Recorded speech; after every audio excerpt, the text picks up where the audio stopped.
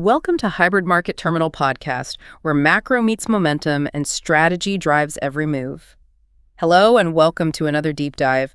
Today we are tackling a subject that moves beyond quarterly earnings reports and geopolitical risk and straight into the risk that impacts our peace of mind: complexity. If you are standing at the edge of retirement or even just moving into your highest earning years, you might feel a strange paradox.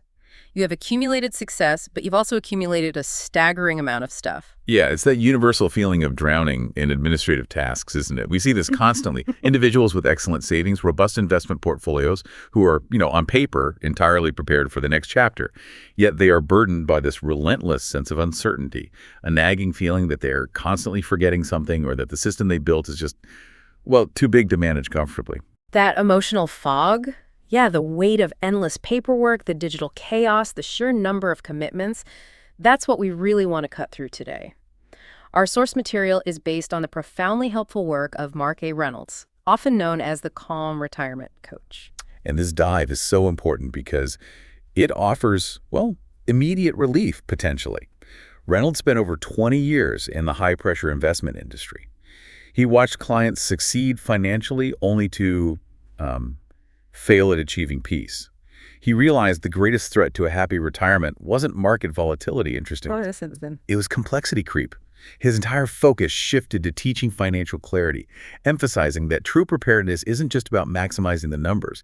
It's really about minimizing the cognitive load. Exactly. And his approach provides the core promise that defines this deep dive. We are here to help you cut through the jargon, the noise, to distill your finances, your schedule, and really your life down to their purest essence. We're talking about freeing you from that mental drag of endless details. It's quite a radical concept, actually, in a culture that constantly rewards accumulation. Reynolds champions focusing on efficient vehicles, things like low-cost ETFs, solid retirement income strategies, but all explained in the most accessible terms possible. The objective is to move from feeling weighed down by everything you own and owe to being, let's say, gently guided by a clear, manageable plan.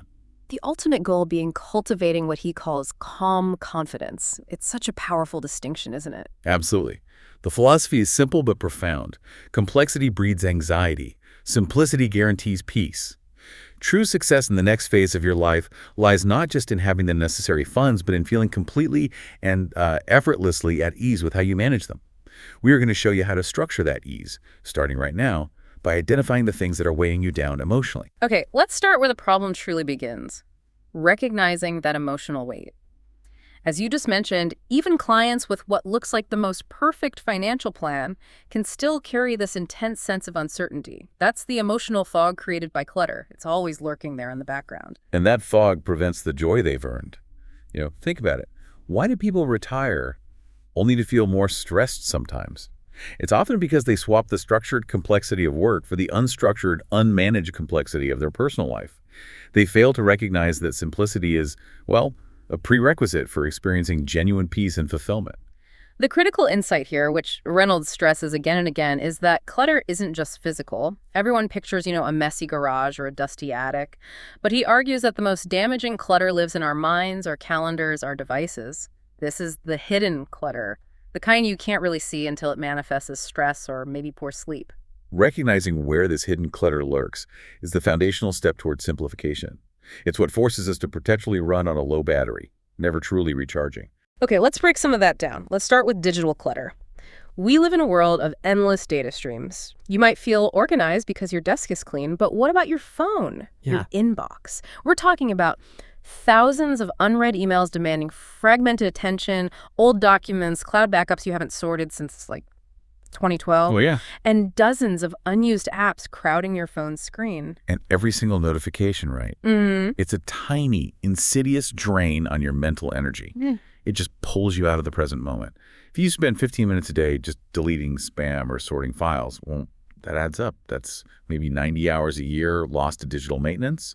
It's like a silent tax on your time. Wow, 90 hours. And then there's the truly corrosive kind. Mental clutter. This is that persistent, unproductive thinking that just siphons energy. It's constantly replaying past events, fixating on choices you can't change, or worrying incessantly about hypothetical future scenarios, instead of focusing on what you can control today. That internal chaos, it manifests physically as exhaustion. It's the background noise of guilt and worry. A messy mind creates a messy life because it impairs your ability to make clear, deliberate decisions, whether it's about your schedule or your finances. And crucially, as people approach retirement, they often find their lives becoming cluttered with social obligations. Now, there's often a strong positive desire there, right, to give back or stay hyperconnected. But if your calendar is packed full of meetings, social events, or volunteer roles that actively drain your energy rather than replenishing it, well, that is a significant form of emotional clutter. Absolutely. You need to audit your calendar with the same ruthless eye you'd use on, say, an old bank account. If an obligation requires more energy than it returns joy, it's clutter. Simple as that. And perhaps the hardest to track is the financial overload. This includes those forgotten accounts, auto-renewing subscriptions you don't even remember signing up for, or investments that maybe no longer align with your simple strategy. They just sort of exist, creating opportunities for fees and anxiety. The emotional hook of all this is really what holds people back, isn't it? If financially secure clients are still anxious, it's because this unrecognized mental and emotional baggage drastically impacts their quality of life. The excess of internal and external maintenance literally clouds your ability to feel present, to feel joy or peace. So if you recognize these patterns in your own life, and many of us we offer a gentle invitation to reflect. This is not about self-criticism at all. It's about compassionate exploration. Maybe grab a pen and paper, or even just mentally, and pose these key self-reflection questions to yourself. First, what's causing you the most stress right now? Be honest. Second, what areas of my life, financial, digital, or social, have I just been putting off dealing with? And third, this is vital. What commitments or possessions would I choose to let go of safely if I really gave myself permission? And you don't have to overhaul your entire life this afternoon. Reynolds emphasizes that the goal isn't immediate, painful perfection. That's not realistic. It's simply about inviting calm through small, achievable wins. Baby steps. Exactly. To start, use the power of the timer. Set it for just 10 to 15 minutes daily. The psychological trick is that 10 minutes feels non-intimidating. It helps beat procrastination. Use that short burst of time to tackle one specific small area, maybe the first page of your email inbox, sorting just one drawer, or reviewing one set of bank statements. Small wins build momentum. And as you move forward, maybe embrace the one in, one out rule, not just for physical purchases, but for obligations too. If you add a new volunteer role, commit to stepping back from another time commitment. It forces a balance. The to-release list is also brilliant, I think. When you write down those obligations or possessions that no longer serve you, you give that vague emotional burden a physical form. That act of writing it down gives you the concrete confidence you need to safely let go, whether it's a time commitment or, a seldom-used golf club set gathering dust. And finally, protecting your energy requires sometimes aggressive boundaries. Learning to say no is a skill, and it's critical for protecting the space you're working so hard to create. It's not about being rude. It's about cherishing your time, your energy. Saying no to one thing is actually saying yes to your future peace. That lightness you feel, even for successfully clearing out, say, 200 emails, that's the immediate reward of clarity. It feels good. Okay, so now that we've acknowledged the emotional presence of clutter, we need a tactical method to address it, especially in the financial realm. Reynolds calls this the complexity audit process. This is about stepping back to see your financial landscape clearly, aiming for calm clarity, which is, as you said, very different from corporate paralysis. That distinction is key, yeah. We are not doing a forensic accounting deep dive here. We are simply gathering and assessing what is unnecessarily cluttering your life and your mind. It's an organized, non-judgmental way to take inventory, really designed to reduce stress rather than create more of it. All right, let's break down the 5 steps of the complexity audit process, starting with maybe the tangible act of confrontation. Step 1. Gather documents. Okay, this is the first potentially overwhelming step for many. Gather every relevant document into one physical or digital place. Bank statements, investment summaries, insurance policies, retirement account statements, recent tax returns. Get it all together. Now, listener might worry this actually creates anxiety, forcing them to confront the whole mess at once. That's a really valid concern, and I think the counterpoint here, based on the source material, is that the anxiety often comes from the dispersed mess. Does that make sense?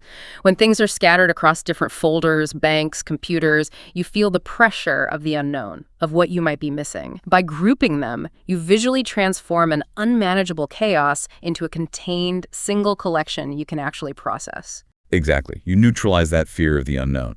Then, step 2, identify accounts and commitments. List every account.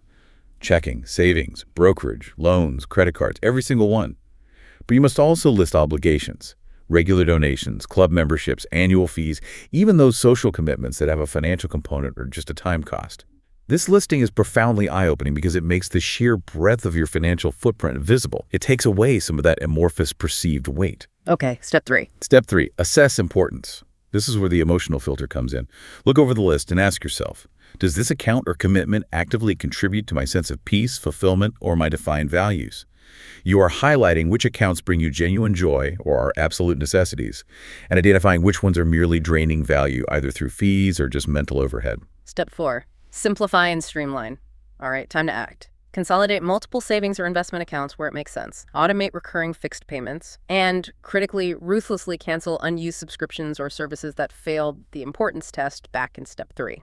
And finally, we turn complexity into practice with step 5. Create a maintenance plan. Simplification isn't a one-time purge, it's a discipline. Schedule maybe quarterly audits to revisit your accounts and commitments, and perhaps dedicate monthly time to reviewing new expenses or statements. This consistent rhythm prevents complexity creep from ever taking hold again. Now, diving deeper into decluttering the actual financial world, let's talk specifics on how to reduce stress and fees by merging or closing unneeded accounts. What are some common pitfalls people face when trying to consolidate? The pitfalls usually stem from, well, emotional attachment sometimes, or just fear of the paperwork involved. Inertia is powerful. But the reasons to streamline are overwhelming. Reducing confusion, eliminating multiple small monthly fees that add up, consolidating records for easier tax prep, and enhancing monitoring so nothing falls through the cracks. The key, as Reynolds suggests, is initial organization using a simple 5-column spreadsheet. Nothing fancy. Okay, those 5 columns are like your battlefield plan. So we need the account type, the institution name, the balance, any monthly fees, and maybe most critically, the purpose. Does this account serve a defined current need? Precisely. That framework allows you to instantly identify redundant accounts, low utilization ones, or those high fee accounts that are just eating away at your returns. Once you identify one for closure, the process must be meticulous. Don't rush it. First, make sure you cancel all automatic transactions associated with that account. Check bill pays, direct deposits, everything. Then, zero out the balance. Transfer the funds. Contact the institution to formally close it, and this part cannot be stressed enough. Keep the written confirmation document. File it away safely. Why is that confirmation so critical? It seems like just another piece of paper. Because that document provides absolute peace of mind. Without it, you might spend years wondering, did I really close that? Is a forgotten recurring bill still trying to debit that account? Was it truly terminated? It's a physical or digital item that solves a massive potential mental burden down the line. It completes the simplification loop. Okay, that makes sense. Once you've done that hard work of consolidation, we move to what sounds like a truly liberating structure, the 3-account calm system. This system is designed to foster mental clarity and emotional peace by making daily spending choices almost mindless. It removes the need for constant calculation, that mental accounting we all do. This structure is about psychological peace through defined boundaries. So, account 1 is essentials. This is your primary operating account for basic living expenses, the non-negotiables: mortgage or rent, utilities, basic groceries, insurance premiums, transportation. Keep the balance lean, maybe just enough to cover a month or two. The goal is clarity on where your necessary money goes. Account 2 is savings and goals. This is purely for future aspirations, major purchases like a car or a new roof, and your emergency safety net. Automation is absolutely essential here. By setting up regular, immediate automated contributions from your paycheck or your essentials account, you ensure that your security and progress happen without requiring constant, stressful attention or micromanagement. The money's removed before you can really decide to spend it elsewhere. Out of sight, out of mind, into savings. And the account that truly supports emotional well-being, account 3, Joy account. This is dedicated, guilt-free money allocated specifically for joyful spending, dining out, hobbies, self-care, maybe fun short trips, whatever brings you joy. This account is revolutionary for many people because it prevents that common psychological stress of feeling deprived or guilty just because you're trying to be fiscally responsible. The money is pre-approved for fun. If it's in the Joy account, you can spend it without a second thought, effectively ring-fencing your financial discipline. It protects your budget and your happiness. The final step in tactical clarity is embracing the concept of automating financial flows. This is really shifting away from micromanagement and creating passive systems that serve you 24/7. Automation reduces your daily mental load dramatically. It handles fixed payments like mortgage or rent, ensures savings goals are met consistently, and manages recurring bills like utilities or subscriptions. You're essentially making one decision to set up the automation, and that eliminates maybe 50 individual decisions or actions a month. It's powerful leverage for your time and attention. And the key expert tip here seems vital. While automation is fantastic for reducing stress, you still need some oversight, right? You can't just set it and completely forget it forever. Exactly. Set up alerts, perhaps for payment due dates or when balances hit certain thresholds, just as a safety net. But more importantly, review the automated systems periodically. At least once or twice a year is usually sufficient. Why the periodic review? What are we looking for? Because life changes. Your insurance premiums might increase unexpectedly, your income might shift, or subscription service might change its terms or pricing.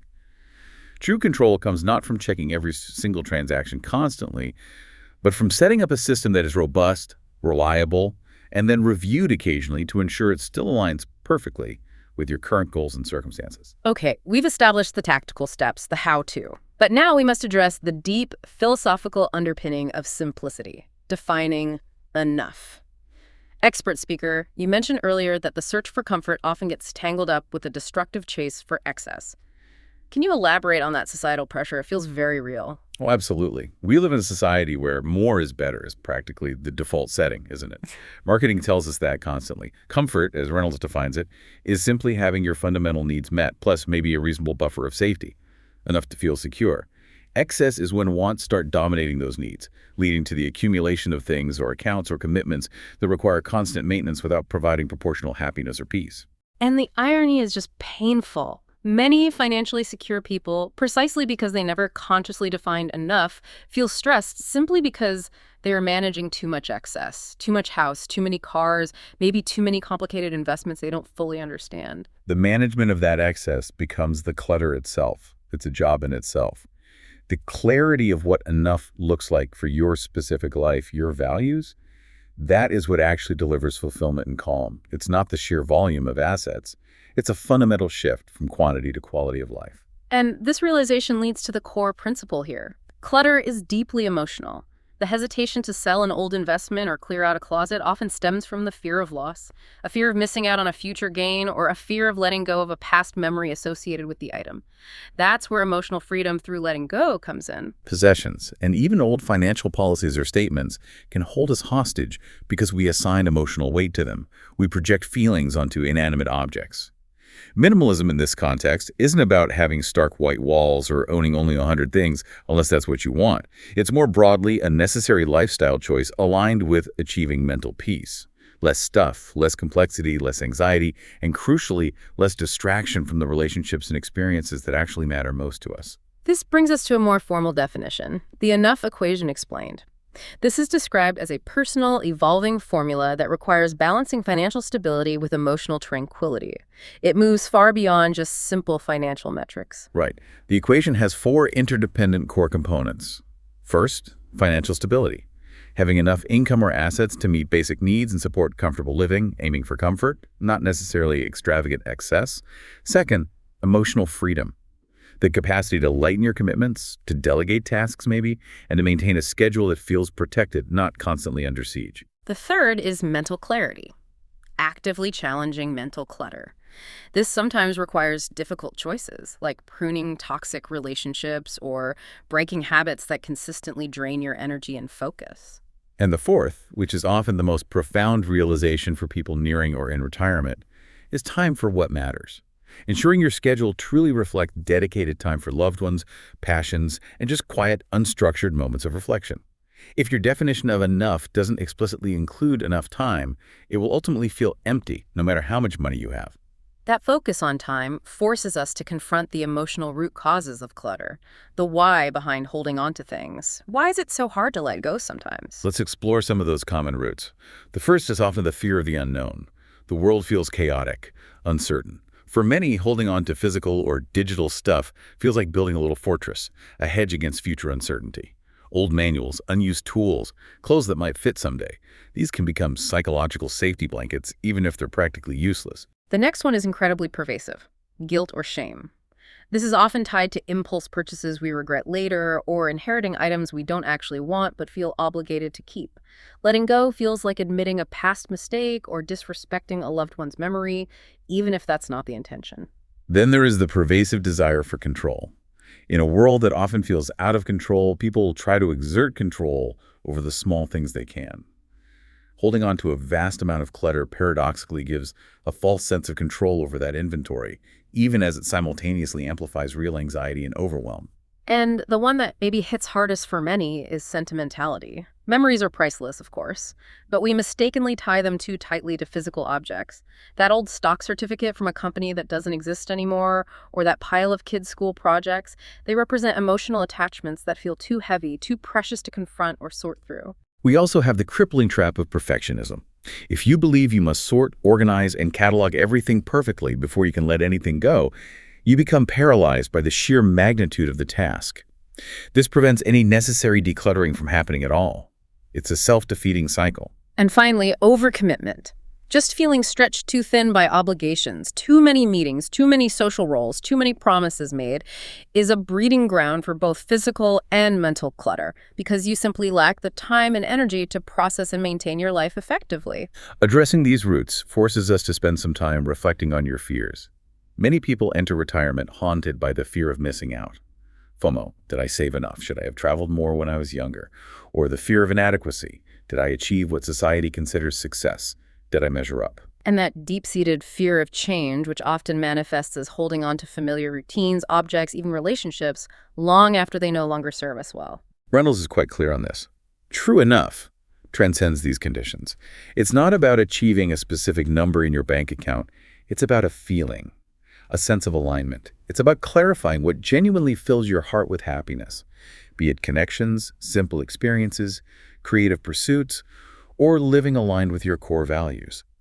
When you achieve that clarity, much of the fear tends to dissipate. Okay, so that philosophical shift of defining enough must translate into action in our daily lives, particularly in how we manage our surroundings and, crucially, our time. Reynolds states that the state of our environment reflects and amplifies our mental state.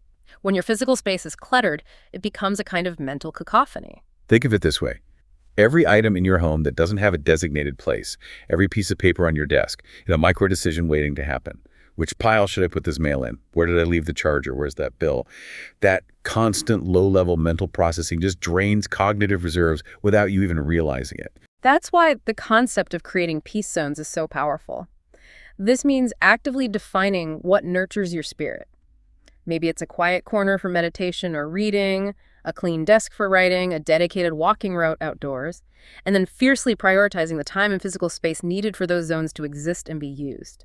And protecting that peace directly combats decision fatigue. The constant stream of small choices, not just the big financial ones, but the daily trivialities like what to wear, what to eat, what email to answer first, it chips away at our mental reserves. We want to reduce the friction of daily life as much as possible. How exactly do we reduce that friction using systems? What does that look like? The strategy proposed is establishing clarity rituals. These are simple, ideally automated or habitual actions that manage clutter by creating gentle rhythms in your day or week. This could be something like a 15-minute daily reflection on what caused joy versus stress, maybe a quick tidy up before bed, or a weekly review of upcoming commitments and financial accounts. By embedding these into your routine, you automate reflection and maintenance, reducing the need for constant reactive decision-making. Now, when transitioning into retirement, that sudden, unstructured freedom can be surprisingly overwhelming. Suddenly, there's no fixed work schedule, and many retirees actually feel lost or anxious. That's why a thoughtful rhythm is necessary, what Reynolds calls the retirement rhythm reset. Yeah, you can't just throw out the clock entirely, usually. You need to start by conducting a simple time diary for maybe a week, just to honestly track where your time and energy actually go. It can be very revealing. Yeah. Then identify activities that truly resonate, the ones that are intrinsically motivating, that fill you with energy, not just those that you feel you should be doing or that look good on paper. The final step of this reset is creating a flexible weekly schedule. And the key word there is flexible. Block out time for self-care, hobbies, social connections, maybe learning something new. But don't overschedule yourself back into rigid stress. A flexible rhythm provides structure without the rigidity that leads to guilt if plans inevitably change. And this rhythm requires dedicated protection, which means mastering the art of saying no with grace. Every commitment we accept is a piece of our finite time and energy spent. Protecting that energy is not selfish. It's absolutely essential to maintaining the clarity and peace you've worked so hard to achieve. What are some practical techniques for declining commitments without, burning bridges or feeling terribly guilty? Reynolds suggests several useful techniques. First, be honest yet kind. Something like, "Thank you so much for thinking of me for this, but I need to prioritize some downtime this season to recharge." Second, you could redirect focus, perhaps suggesting a simpler or later interaction. "I can't attend the full meeting, but I'd be happy to read the notes afterwards," or "I can't commit now, but maybe check back with me in a few months." And the most important technique, perhaps, use I statements. Frame the decision around your personal needs, not making it about the request itself. So, I am feeling quite stretched lately, and to maintain my focus and well-being, I need to say no to new obligations for the next month. It removes blame and focuses on your needs. Finally, we must tackle the overwhelming modern battlefield, the digital space. Technology should be a tool for simplicity, but it often feels like a tidal wave of information, especially for people who didn't grow up immersed in it. We need specific strategies for managing digital chaos. Where do we even start with that? It feels huge. The starting point has to be digital declutter techniques. First, ruthlessly unsubscribe from any non-value-adding emails. If you haven't read that newsletter in 3 months, just unsubscribe. Be honest. Limit the apps on your phone, aim for quality over quantity. Do you really need 5 weather apps? And impose a simple, easy-to-remember folder structure on your computer. Maybe just finance, health, travel, personal projects. Keep it basic. That simple folder structure sounds vital. When you need that tax document from 2022, you shouldn't have to search 50 different locations or rely on a flaky search function. It should be waiting logically in finance. That reduces immediate stress during critical moments, like tax time. Exactly. We also need to simplify accounts and enhance security, which is a key anxiety reducer online. This involves inventorying your entire digital footprint, all those forgotten login credentials from websites you visited once years ago, and crucially, utilizing a password manager. Talk more about password managers. Some people might be hesitant. A password manager is pretty much indispensable for simplicity and security today. It removes the huge mental burden of trying to remember complex, unique passwords for dozens, maybe hundreds of sites. It also dramatically enhances security because if one site you use gets compromised, your other accounts remain safe because they have different, strong passwords. It's really one system that solves 2 major clutter problems: memory load and security anxiety. Okay, that's compelling. And speaking of security, the source material mentions two-factor authentication, 2FA. For listeners who may not be completely familiar with that term, why is it so essential for financial calm? Right, 2FA, or two-factor authentication, simply means requiring 2 separate methods to verify your identity when logging in. Usually something you know, your password, and something you have, like a unique code sent to your phone or generated by an app. We need to define it because it's become a critical simplification and security tool. By enabling it on your banking, investment, email, and other sensitive accounts, you add a crucial second layer of defense. It makes unauthorized access significantly harder, which in turn drastically reduces the mental anxiety associated with digital security threats. It's a passive system that buys you significant peace of mind. Turn it on wherever it's offered. And the ultimate tool, perhaps, for digital clarity, embracing the digital Sabbath. Sounds radical. It is a radical concept in our always-on world, but it's immensely restorative. It means taking a mini retreat from all devices, choosing maybe 1 day a week, or even just specific hours each day to unplug completely. It's an act of self-care, really. This practice recharges the mind and spirit, fosters mental clarity by reducing input, improves the quality of your actual in-person connections, and gives you essential time for deep personal reflection that technology constantly disrupts. Okay, we've tackled the emotions, the money, the time, the digital chaos. Now we need the final, necessary ingredient. The right mindset to actually sustain this simplification effort. Reynolds warns that we must avoid perfectionism and minimalism. Simplicity is a journey aimed squarely at peace of mind, not rigid adherence to some aesthetic rules or falling into the comparison trap of looking at others. Oh, perfectionism is the biggest enemy of simplicity, absolutely. Because the fear of not doing it right or not achieving some impossible ideal leads to complete paralysis. Nothing gets done.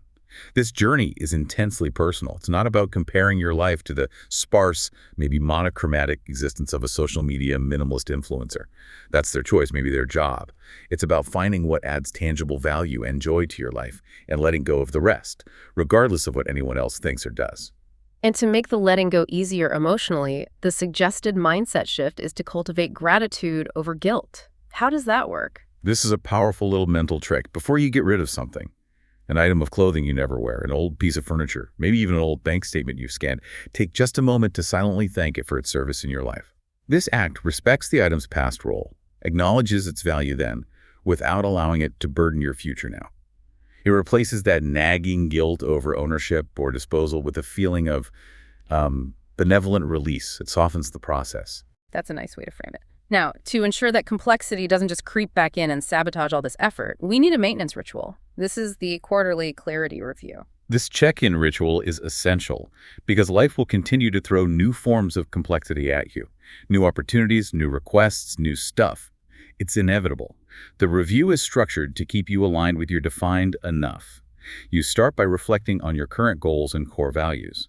Ask yourself, do my recent actions and commitments still match my stated values?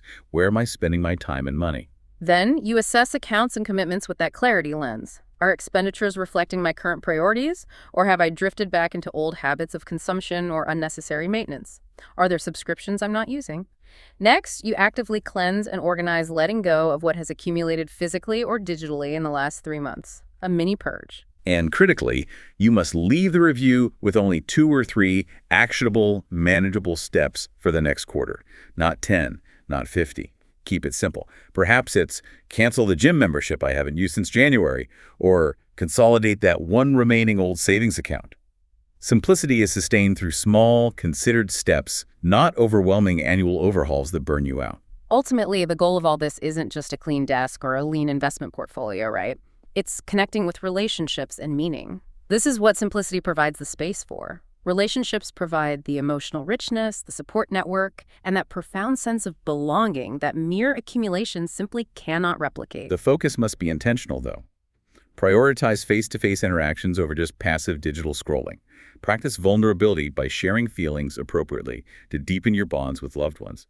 And create simple, shared experiences, maybe baking bread together, walking a local trail regularly, or simply sharing quiet time reading in the same room. Those become the cherished memories you actually want to look back on, not the stuff you owned. Finding meaning is the final piece of that puzzle. Revisit neglected hobbies that retirement finally allows time for. Woodworking, painting, gardening, whatever it is. Volunteer, perhaps, to give back to the community in a way that aligns with your passions and skills. Or embrace lifelong learning by enrolling in a class that just interests you for fun. These activities nourish your spirit and keep your mind engaged, preventing the mental clutter of boredom or, worse, purposelessness. Let's make this tangible by looking at some stories of balanced retirees who successfully applied these principles. These anecdotes really show the clear difference between their before and after states. Okay, take Joan and Tom. Before their simplicity reset, they apparently felt enormous pressure to take elaborate, expensive international vacations every year. It required months of stressful planning, constant financial worry. Their retirement felt like a corporate project, honestly. They realized this wasn't actually fun for them anymore. It was just status clutter, keeping up appearances. So they consciously downshifted their expectations. They simplified their finances to automate their income stream, freeing up significant mental energy. Instead of chasing international luxury, they found a profound joy in small, local adventures, exploring regional trails, volunteering together at a community farm, focusing solely on shared, uncomplicated experiences. True fulfillment for them came from the simplicity of their shared interests and time together, not the complexity and cost of the travel logistics. That's a great example. Then there is Bill. Bill was a classic case of financial overload, it sounds like. He was constantly tweaking and analyzing his investment portfolio, spending every Sunday afternoon reviewing dozens of individual stock holdings and various mutual funds. Terrified he was missing the next big opportunity, constantly anxious. His complexity was just pure anxiety fuel. He eventually simplified his entire financial landscape by consolidating his investments into just a few low-cost, broadly diversified index funds. We emphasize low-cost index funds because they inherently simplify management. They require minimal ongoing research, they lower transaction fees, and they drastically reduce the emotional stress of active stock picking or market timing. This single move created whole weekends of free time for Bill, which he now dedicates entirely to his passions: golf and woodworking with zero financial guilt or background anxiety. A huge shift in quality of life. And finally, Linda and James. They weren't necessarily victims of financial clutter, but they suffered terribly from emotional and mental overload. Their house was fine, finances okay, but their calendar was packed and their minds were just chaotic, always racing. They consciously embraced the minimalist mindset, specifically for emotional clutter. They began prioritizing mindful practices like daily meditation and journaling to quiet the noise. They recognized their life's satisfaction is less about what they have and much more about what they appreciate and how they feel day to day. Yeah. By reducing emotional and mental commitments, saying no more often, they created the necessary quiet internal space for genuine peace to emerge. These successful journeys lead us to the final, empowering step for you, the listener: creating your Simplicity Manifesto.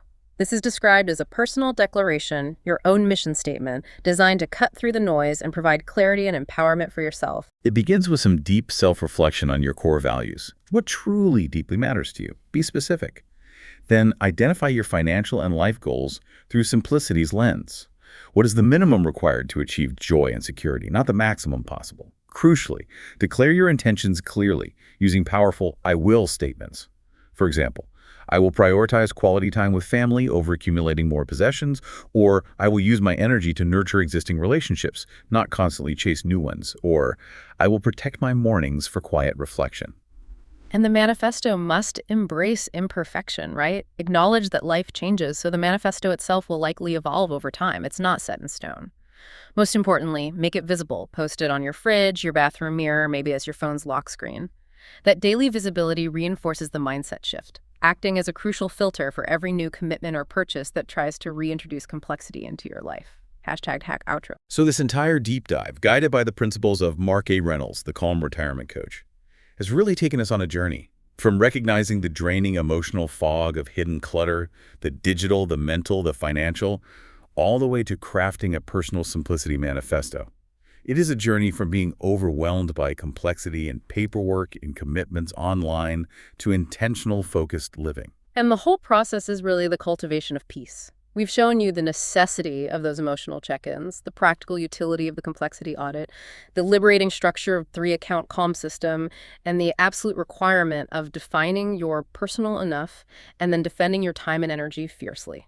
I think the key takeaway woven through all our source material today is really quite simple. Simplicity is liberation.